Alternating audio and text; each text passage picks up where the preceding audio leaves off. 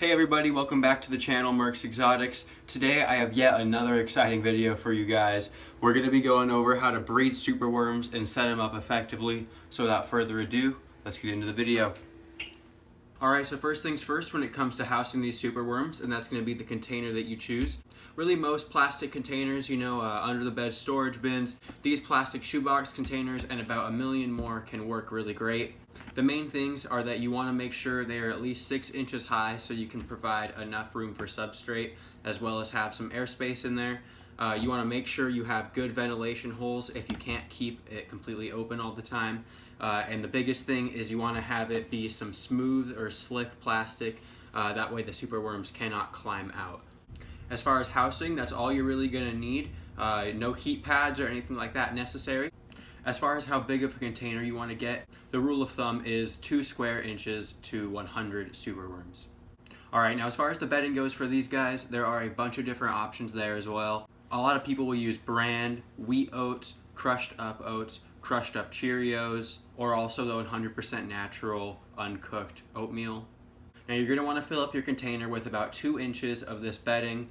This bedding is going to serve as a home for your superworms, it's going to serve as food for your superworms, and it's also where they're going to be laying their eggs. So you want to make sure they have about an inch or 2 deep, that way they have plenty of room.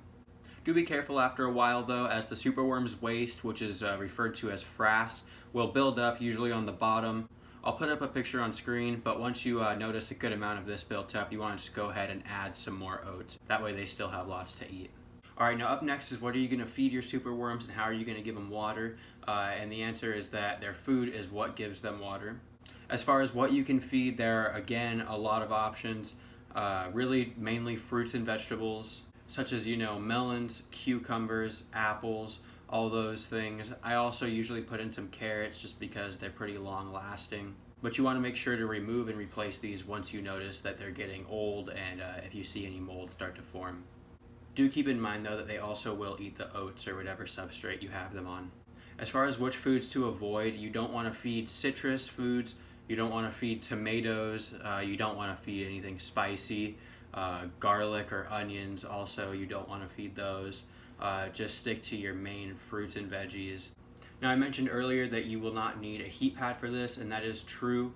The ideal temperature for these guys is actually 78 degrees. However, anything from about 70 to 85 is acceptable. So typically you do not need any sort of additional heating. And while we're on this subject, as far as cooling goes, it is very common to cool down your mealworms and put them in the fridge.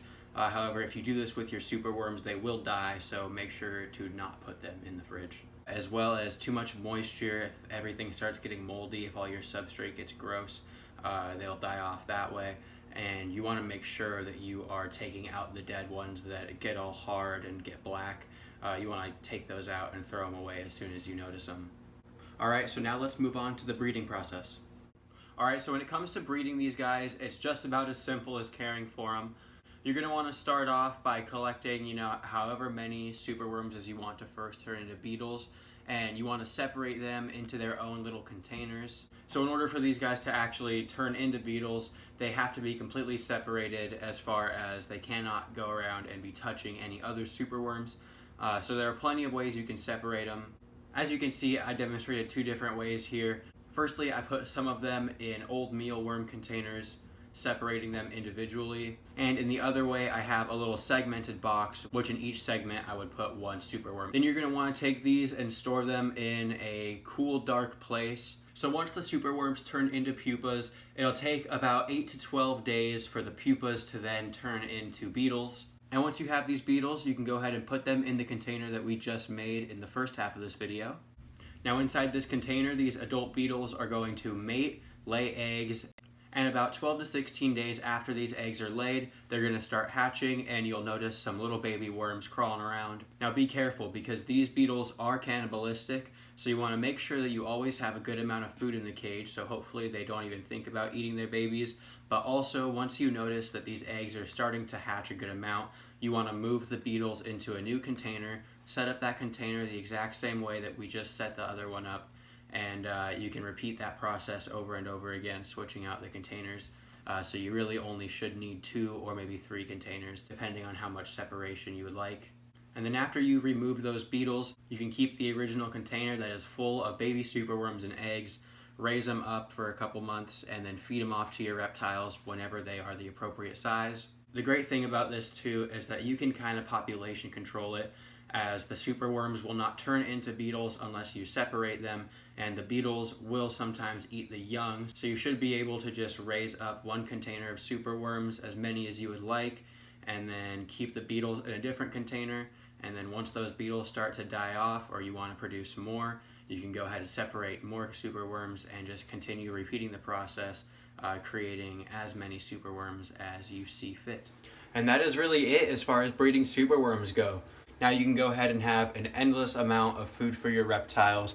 But thank you guys so much for watching. It truly means the world to me. I hope these videos help and that you're enjoying them. If you are, go ahead and leave a like, subscribe to my channel, hit that bell icon if you want to be notified every time I post a new video. I will be having at least one a week.